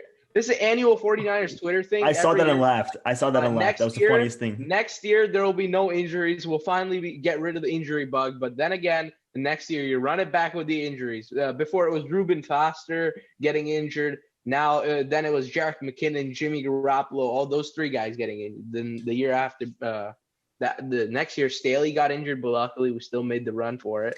And then the entire team got injured last year. And I think the first dominoes fell now. Yeah. And it was weekly. Every week, it was one or two more big name players. And so, yeah, you kind of live on edge a little bit. Like, I don't know. I was kind of expecting something I'm like expecting these injuries to come, something bad to happen. Because I'm like, it's the funniest thing about that. Season. The funniest thing about that was last year, the two notoriously injury-prone guys, Jimmy Ward and Jason Verrett, were like the two most healthy people on the team, right? which cracked me up. It was, I'm the most like ironic thing would be right now if Trey Lance like all of a sudden just becomes super injury prone, like he just never sees the field. We get like another AJ Jenkins type of situation. We're like we're all so hyped about him, and then he just never plays. Knocking on wood. I will too, but I mean, Chris, honestly, I think the reason I like your content and stuff like that is because I've become so pessimistic.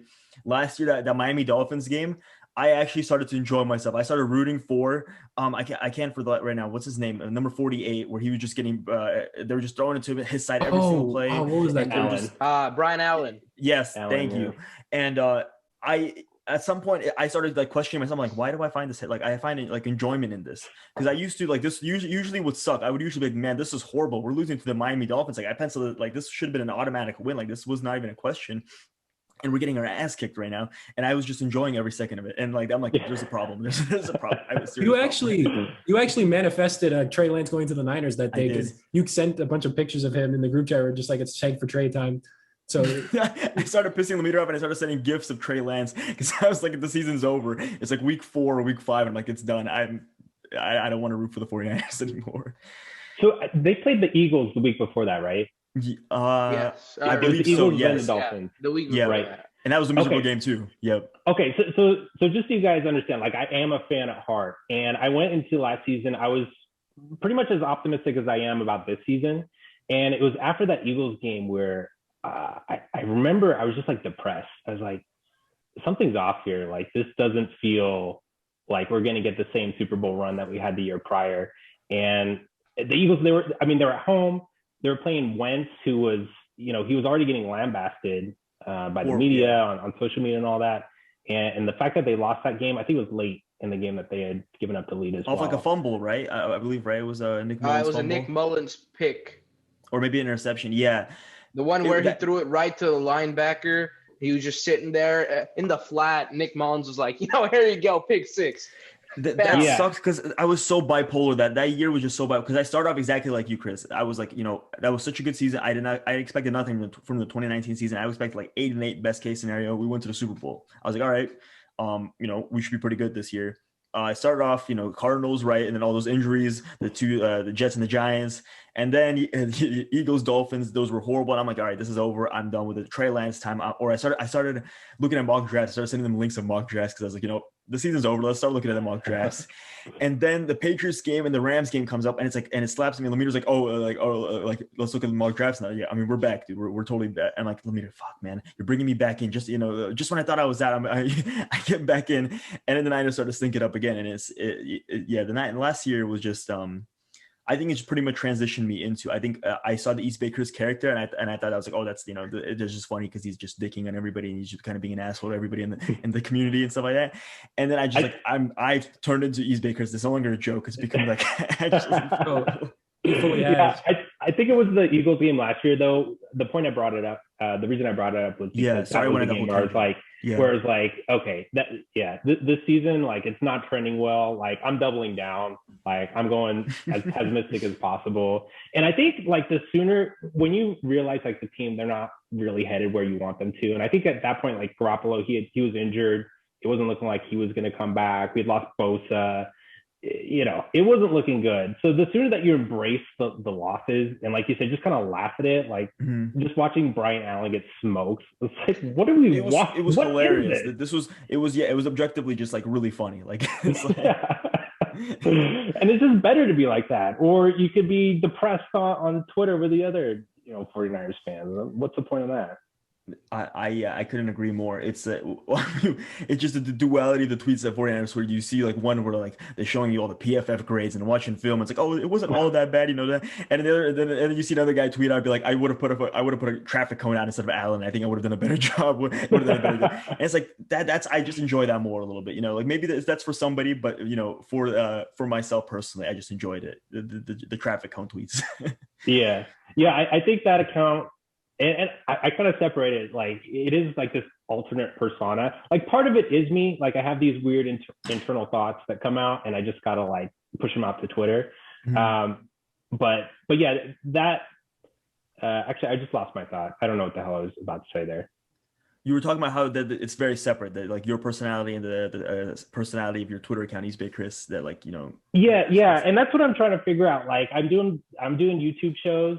And it's kind of like this. It's, I don't plan anything beforehand. Like, I'm just kind of messing around, like just hanging out. We can give you some tips maybe on like planning and stuff like that. We're pretty good on that. Pretty spot on. But I don't like planning. I hate the planning part of it. Like, I just, I don't like when it's structured. I'll have things that I want to kind of bring up and talk about, like I think about during the day, but it's just random. Like I was talking about El Guido. And I did a whole stream on I was watching that last night. It was your show is so good because it's like when like you did that face reveal and everything. I was like, I don't know if this is gonna be that funny anymore because it's like it was a lot funnier when it was just a Twitter account without a person. Like there's no face it and all the Grant Cohn jokes and all that. And the moment you put your face out, it's like, all right, that kind of puts that to rest. You can't call him Grant Cohn's burner account anymore. But you've done that really well. Like you've taken that personality kind of, and that mock draft you did, that was like that was so funny. Like I watched it like maybe 2 or 3 times, and mock draft was so good. It's like maybe we'll trade our picks. We'll take the night off and just go to dinner. Yeah. selecting Mac Jones twice to make Mac Jones, just make him give him some confidence. That was perfect. Yeah, But by the end of the draft, Kyle Shanahan, he drafted himself to play quarterback because he wasn't sure about just selecting Jones. And I had him taking Kellen Mond in the second round too. It's all so and then I think it was Kellen Mond in the second, and then in the third round you get Mac Jones again just to give him some confidence that like you don't want a QB competition between him and Mond. You want to give. Well, no, they didn't take him as third. I had him trading up. So after they select Mond in the second, they traded up to the pick right after Mond because they really wanted to. They instantly kind of regretted their decision, and like they're looking at Mac Jones like it looks a little sad. So as usually, GMs and head coaches of professional football teams do, regret their decision right away. No, I mean, Chris, I'm curious about this. You're so tapped in, Jed York so well, you talk about his Twitter account so frequently. Yeah. I mean, the mock draft, you hit that out of the park. I mean, you almost nailed every single pick. I didn't see anyone else get as close as you were. When are you going to get media passes? Like, when is that? Like, what gives with that? Like, I mean, today, everyone was at OTAs, and I just said, where's the East Bay Chris? Like, where's East Bay Chris interviewing George Kittle or interviewing Jimmy Garoppolo? Like, that's what I'm waiting for. Yeah, well, that's the thing about Kittle. I mean, he is constantly blowing up my phone, and it's gotten a little awkward. It started as just a very nice friendship, but he's pushing a little bit far. So I actually stay away from Levi's now because that guy, he's just all in my business all the time. I don't know if you've seen some of the tweets that are 100% factual and. I've seen a few. I do believe I've seen a few. But are you looking for applications? Because I know Dante Pettis was your best friend. Now that he's in New York, I mean, it's a long distance friendship. But are you looking for new applications for NFL athletes that could be your best friend? Yeah, for sure. And it seems like my niche for best friends are borderline wide receivers, that guys that are sort of on their way out. River Craycraft seems to be my new target. Yeah. So, but I mean, I don't know what you're getting. This is the next Jerry Rice we're talking about here. River Craycraft is, his potential is just. Devin Hester. Yeah. The return ability of Devin Hester. I mean, yeah, just the receiver skills, the route running of a Jerry Rice, and I would say maybe the athleticism of a Randy Moss. That's where I would put him at personally. It's funny. This is a true story. There's a guy. I don't know if this is real or not, but there's a guy who tweeted at me, and he said that his wife is associated with River's family. I guess she's a part of the family, right? Uh-huh. And they've got a little kid, and they wanted the kid to meet River, right? He's into football, whatever, and I guess like River blew off the kid. Wow. So they're like in his own family. Yeah, so this guy was kind of like talking shit about him on Twitter. Again, I don't know if this is true. He big timed him when he's like really not big time at all. Yeah, exactly. Yeah, it's really random, but that's really funny because River Craycraft. I believe them. I mean, it was some random guy on the internet, so I'm sure he was telling the truth. For sure. Yeah. I mean, they always do. If it wasn't for that Packers game where like literally everyone was out of COVID, all the receivers were out, and like River Craycraft and like Richie James were the only receivers. I'm not really like River Craycraft. That's I mean the 2020 season I think will always be remembered, and I'm gonna always remember it with East Bay Chris. I think they're always gonna be like just connected, just because if it wasn't for your pessimism, I don't think I would have necessarily gotten through that. I think I would have been super impressed. I think the worse they are, the better it is for me and my brand. No, but that's the point I was trying to make. Like on my YouTube show, like it's different. It's different, and I think. It's hard to stay in character for like if you're doing 30-40 minute shows. You do a little bit of both. Yeah. But I mean, I think that's smart though, because like you're trying to, because on one hand, yeah, you're I mean, your social media account is hilarious. I mean, like that's like I'm just gonna say it's super funny. Probably my favorite follow just on Twitter. And I mean, for sure, definitely on 49ers Twitter and all that. Like you and Grant, just the bickering between the two of you guys, and then he retweets your stuff and stuff. And but just your YouTube show. I mean, I think that's like a really good direction. I think it's really interesting, and I mean, I can't wait to see what else you're gonna do with that and stuff like that. But I was telling Lemeter that I think the funniest thing would be East Bay Chris actually shows up to Levi Stadium and gets like on-field passes. That would be like I mean 10 years from now, whatever, I turn on NBC and East Bay Chris is a sideline reporter right there. Like do you remember that one dude who like butchered the interview? Like I'm not sure if he like spoke very good English or anything, but it was just like one of the worst interviews, and everyone was memeing that. And like they never brought him ever on again. It was like a Spanish reporter or something like that. And I would want like an East Bay Chris type. Like you just go up to a player and like they're like, no, I don't want to talk to this guy ever again. Oh yeah, I remember that guy. I forget his name. I don't remember his name either. I'm like, my memories were completely blanking today. Oh, it was just memes all over the place. Mm-hmm. Yeah, that was so uncomfortable. And you've never seen him again. I've never seen that guy They've exiled him. The rumors are that he's been exiled from any sort of sports media. But I want to say that was when Chip Kelly was the coach of the team. I think so. It was around that. Yeah. Never. That whole Chip Kelly era was so forgettable. Except the fact that Colin Kaepernick ran in that 2-point conversion that flipped the 49ers from getting Myles Garrett to Solomon Thomas. Yep. But I do not remember a single other thing from it. I forget the details, but I'm a little obsessed with that season because it was just so random. And from the get-go, you just knew that pairing of Balky and Chip Kelly, it wasn't going to work. Who thought that was going to work? Why would Jed do that? I mean, and the QB competition between Blaine Gabbert and Colin Kaepernick, that was, man, electric. I mean, to say the least. It was reminiscent of a Steve Young, Joe Montana QB competition. Wasn't Kaepernick traded to the Broncos that year too or something and it was vetoed? What happened with that? There was like rumors of it. I remember that. Yeah. So this is what happened. So he was having discussions directly with Elway, and Elway wanted him to take a pay cut, but Kaepernick didn't want to take it. So I don't think the talks extended beyond that. Okay. I do remember, and I think that was also the year that was like that year is a crazy football year too, because that wasn't that the one where the Browns tried to trade for Adrian McCarron, but they couldn't get like the facts in time or something like that. Yeah. And and this like holy that's a season I just forgot about. That just came into my head like all of a sudden. That's yeah. Yeah, and that offseason too, when they hired Chip Kelly, if you look at the list of head coaching candidates, it was awful. Like it was Hugh Jackson was like the number one target that season. Sean McDermott was actually one of the guys that was interviewed. He didn't get a job that offseason, and he was the best one on the list. I remember, wasn't there like Sean Payton rumors too? Like there was like for some reason there's like an inkling like Sean Payton might like lead the Saints, and then we got Chip Kelly. Chip Kelly. I think Sean Payton was just sort of leveraging other teams in the league, and he leveraged the 49ers to get a new contract. But yeah, Doug Peterson was hired that offseason as well, so they could have got Doug Peterson and potentially a Super Bowl. But Adam Gase that year too, or no? Adam Gase was the same year as Shanahan, I think, right? No, that was the year Adam Gase had like a really good year, and I think he took him to the playoffs, and everyone was like, "Oh, Adam Gase, like the next whatever, like offensive guru." And he was like what Shanahan and like McVay are right now. Like I think that's what everyone was talking about Adam Gase back then. It was Matt Moore in the wild card game, right? Was that year? Yeah, I remember that. I have very fond memories. How times have changed. Yeah, no, that's crazy. Aaron, go ahead. I think you had a question, right? I think I cut you off at that point. No, but should I ask him the question? I think you guys know. I mean, I think we are at the point of the interview. I think we should ask you the famous question. Right. A little bit of Aaron, provide a little bit of context. Adrian, we asked Adrian Colbert, former 49ers safety. We asked him this question. We've asked Vish this question as well when he was on with us. But Aaron, go ahead. Yeah, I asked Adrian Colbert this question. He was very uncomfortable, and it's actually very painful to watch it back. So I just hope you're ready for this. Okay. I think this will go over better with you. So I think so too. It's a question, right? Would you rather fight 10 duck-sized Dante Pettises or one Dante Pettis-sized duck? Now think about this for a second, Chris. You got to think about this. Okay.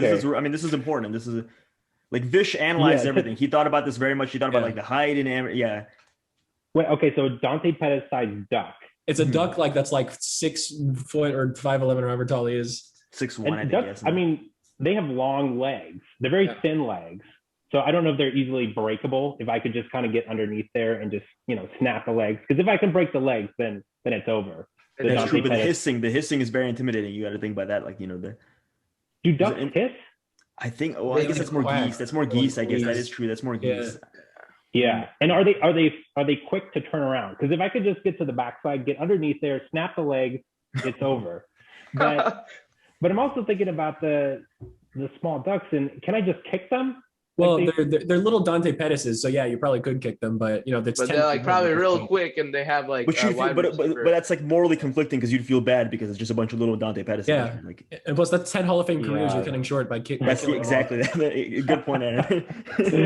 Yeah, that is a good point. I would feel guilty about that, and he might block me again on Twitter, and I had to. Work you wouldn't want that, yeah. I had to work so hard to get him to unblock me in the first place. I think I would take on the duck. I feel like I feel good about the duck strategy that I have. As long as it's not quick to turn around, like I feel like I'm fast enough where I can maneuver around it. snap the legs. Well, I was just gonna give you an idea because it is a Dante. I mean, I guess it's not Dante Pettis, but it's still in a Dante Pettis sized body. So I would assume that maybe it has some of the skills of him. Maybe if you maybe like a kick return and you just put a football really high up, it would get really like discombobulated, and that's when you would attack it. That's just. All right, Lemire, I'm sorry. That's my last Dante Pettis. No more. I'm gonna draft him in fantasy football again this year. Again, hopefully that goes off. Yeah. Oh yeah. Yeah, that's what we did in week one as well. I don't know if Lemire did that. I have screenshots of everybody putting Dante Pettis in their lineup. We put him in the lineup, and he gave us a big fat goose egg. No, that's how I actually Lemire's been a Dante Pettis fan. That's how I actually started 2019 as well.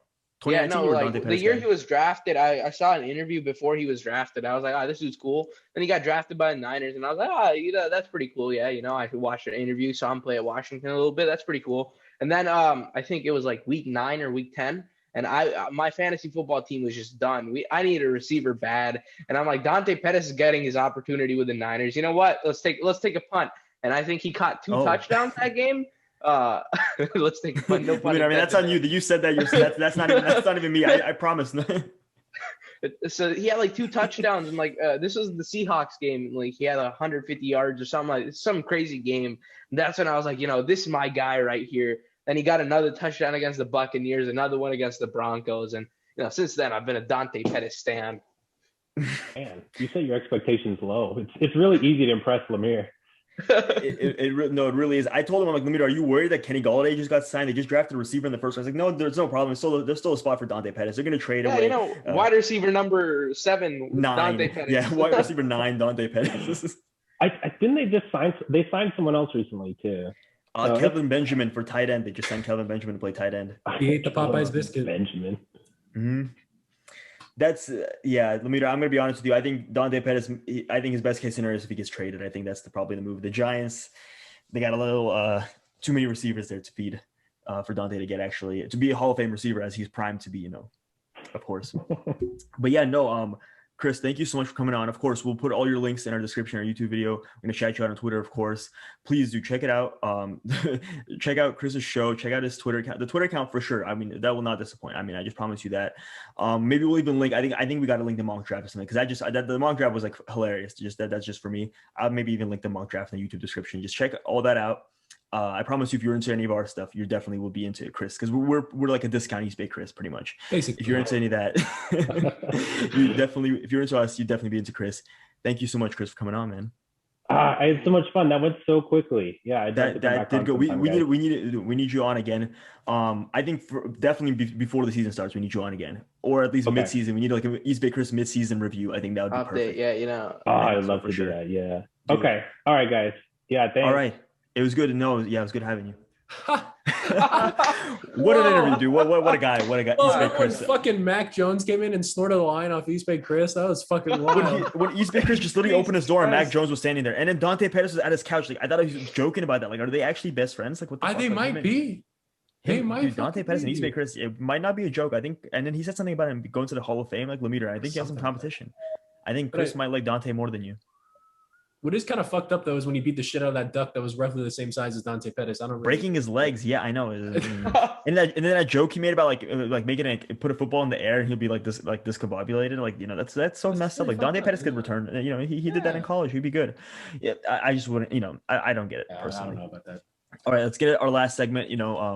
RIP. I didn't want to make this a highlight of the week. That's really a low light of the week. There's no more cards, so we don't have a pack opening of the week. No pack of the week at the end. But Aaron and I are going to do something. I mean, Lemire and I already did the segment with the NBA playoffs. But Aaron, you and I are going to, I don't want to admit it, but the Warriors, somehow I don't know how, but they got an 8th seed, but somehow they didn't get into the playoffs. Besides me, how that happened. Hey, that's better than the Kings have done and probably will ever do. This thing's more. I feel like honestly, it was a lot better when the Warriors had the worst record in the league last year than when you get beat by the fucking Lakers and Grizzlies and make it into the playoffs, even though you're an 8th seed. But Aaron, you keep fucking bringing me back to the depression bullshit. I'm sorry. We're gonna do kind of like a mini decision episode. Aaron and I will be deciding what our NBA team will be for the playoffs until they get knocked out, and then I guess we'll choose a new one. Right? That's maybe what we'll do. Yeah. Lemire, you wanted to do some quick pitches for the Phoenix Suns. Yes, the Suns have Devin Booker. Boaz, you like Damian Lillard. Devin Booker is Damian Lillard's favorite player, so he didn't say he's a favorite player. He just said no. He said it on record. He said it on record that Booker is his favorite player before. But then you got Dominating, one of the coolest nicknames in the league. But James Wiseman's better, and it really upsets me. And then Phoenix, great city, discount Las Vegas, and you don't have to deal with the Flakers or the fakers. Yeah, the fakers. Right? No. Wait, what was what was the Raiders version? We had the Traders. The Traders. There we go. Yeah. So Lemeter, I'm gonna be honest with you. My hatred for I now hate DeAndre Ayton because I'm sick and tired of seeing this on Twitter. He keeps getting compared to James Wiseman. It pisses me the fuck off. Everyone's like, "Oh, James Wiseman's just trash, bro. Look, DeAndre Ayton's much better." It's like, bro, it's like DeAndre Ayton wasn't good in his first year either, right? Yeah, exactly. He was pretty good. His defense was everyone was shit talking it. He has a really good defense now. Yeah, now, but like James Wiseman, will be in 3 years. I don't know, man. DeAndre Ayton didn't miss more than half the season. James Wiseman's fluent in Mandarin. Hey! If you shit talking James Wiseman injuries, James Wiseman can't control injuries. He's not like Jimmy Garoppolo, where his knee just combusts every fucking year. James Wiseman is a young man who will be excellent in this league, better than Shaq. I hope so. DeAndre Ayton hopes so too. Aaron, are you convinced by Millimeters? Will you be sticking with the Suns, or let's make your announcement? I have a couple teams in mind right now because the Sun Kings. Okay, let's do that. You lay out your let's do top 3, and I'll lay out my top 3 as well. Okay, we'll do our decision. My top 3, I think number one. We might do a decision like next week too if our team that we choose gets knocked out. So yeah, my number 1 team, or I guess it's not really in order, but I guess don't rank them. Just put them on. Okay, first team, Utah Jazz. So actually, you stop that. I believe. Sorry, I think your something went off. Oh, Lemire just got muted. Oh, all right, go ahead. Oh shit. So basically, Utah Jazz. I have a John Stockton jersey as a kid. It doesn't fit me anymore. And the reason I actually have ties to it, not like my family has ties to the Utah Jazz, not like the organization, but my mom and dad lived in Utah, and they would first go on dates to Utah Jazz games.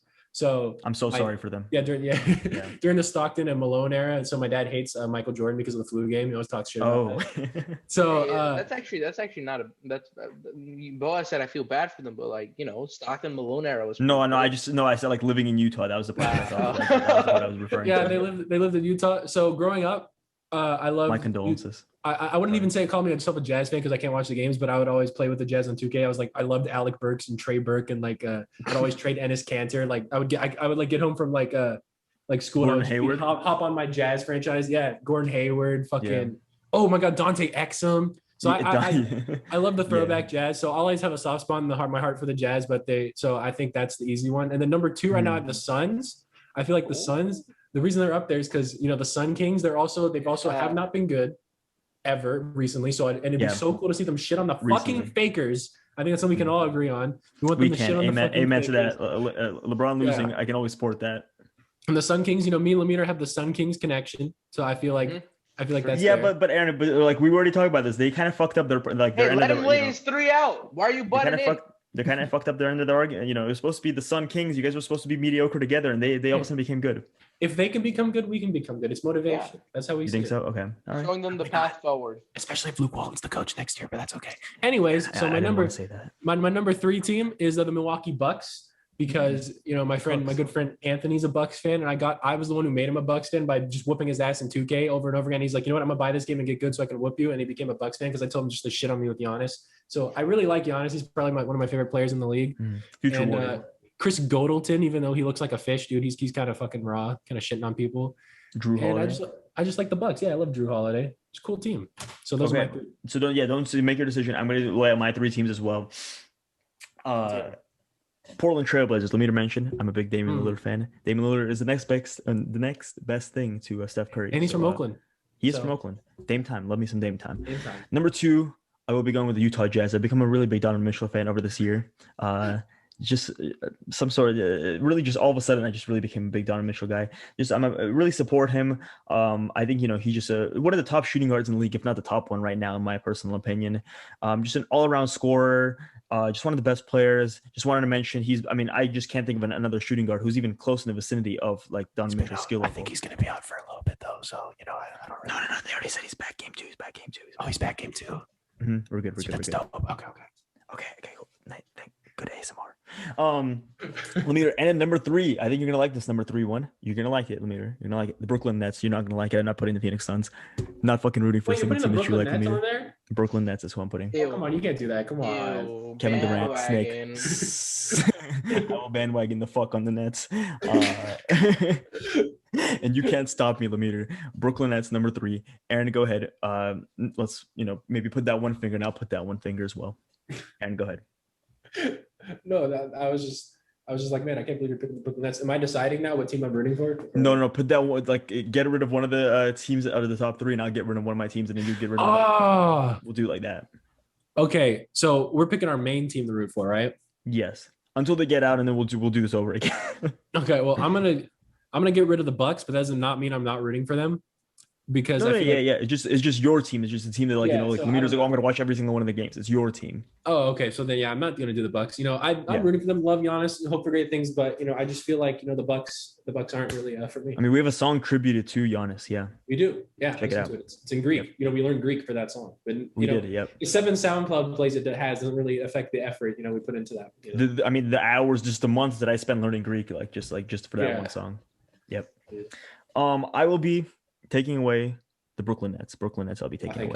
I just put him there, but I will be rooting for them. I do like Kevin Durant. I like all those players actually. I think they get shat on a lot, and I like rooting for franchises that have sucked historically, and the Nets have sucked pretty much my whole life. That's kind of why I liked the Clippers last year, and I think they also beat the Lakers. Suns haven't sucked your whole life. Yeah, right? But there's certain reasons why I morally speaking cannot root for them. Aaron, go ahead. So fuck. Lemire, give me a quick 30-second pitch of why I should root for the Suns. And Boz, give me a 30-second pitch of why I should root for the Jazz when he's done. I got to honestly, Aaron, if I'm going to be honest, I don't want you to root for the Suns, because I like friendly banter. That's an interesting strategy, Lemire. Well, you know what, Aaron? I don't want you to root for the Jazz. I want interesting banter. There we go. That's tough. Okay, now it's on me again, so that's kind of fun. This is tough. I feel like I was really hoping you to pull me over, but you didn't. So I'm gonna get rid of the Suns. So because I just have so much more connection to the Utah Jazz, so I'm really rooting for them. I can't hide that. I really want them to win. I think that'd be cool. And but that'll make my dad happy, and he's really pissed off the days that Utah potentially too. So Jazz so just make my dad happy. By the way, quick update: the Suns are down 15 now. All right, Aaron, good decision on your part. That would have been a quick second decision episode if you put the Suns on. Stop. And now I'm down to the Jazz and the Portland Trail Blazers. Hey, I picked the Jazz. We could be Jazz fans together. We could be Jazz fans together. But for the sake of the podcast, I will be going with the Portland Trail Blazers. We'll be doing the second decision episode, Aaron. Same time, yeah. Dude, what if Lemire gets the first one? What if Lemire has to do a decision episode first? Dude, it's Jazz and Trailblazers in the Western Conference Finals. Yeah. I'd be rooting for the team in the East. Okay, let's figure out what are the two teams Lemire doesn't like in the East. So he doesn't like he doesn't like Trae Young. No, he doesn't like Trae Young. Nets, I can root for the Hawks. I like the Hawks. I like watching the Hawks. Okay, it's Nets. Okay, wait. No, Nets I can stand too. I like KD. Nets, 76ers. No, he likes Sixers. Like the Wizards. Wizards. Nets, Wizards, Trailblazers, Jazz. And then there you go. Fire. That's a fire matchup right there. You're gonna be just like conflicted. It's like, I'm done. I'm not watching basketball. All right, guys. Let's get this over with. Oh, let's just talk a little bit more. What do we got? Nothing goodbye. Nothing right. All right, fine, Lemire. We'll finish this off before you get to the Lakers game. All right, we're gonna outro it. Just give it a second. I'll go with the Trailblazers. Aaron's going with the Jazz. Lemire's going with the Suns. Let's go Dame time. Dame time, baby. And with that being said, it's been a very good episode. East Bay Chris. We talked a little bit of football. We talked about a lot of fucking things with East Bay Chris. We did some basketball talk, me and Lemire, and we did some basketball talk right now where we pick our teams. Hopefully, I wish the best of luck to the Jazz and the Trailblazers. And with that being said, see you guys next week. This is Muffed Podcast. Peace. Keep the A's in Oakland. Yes. Lemire, did you realize I redacted one of the teams when I said good luck to? Yes. All right, I'm out. All right, that's fine. Good luck to the Suns as well. Good luck to the Suns.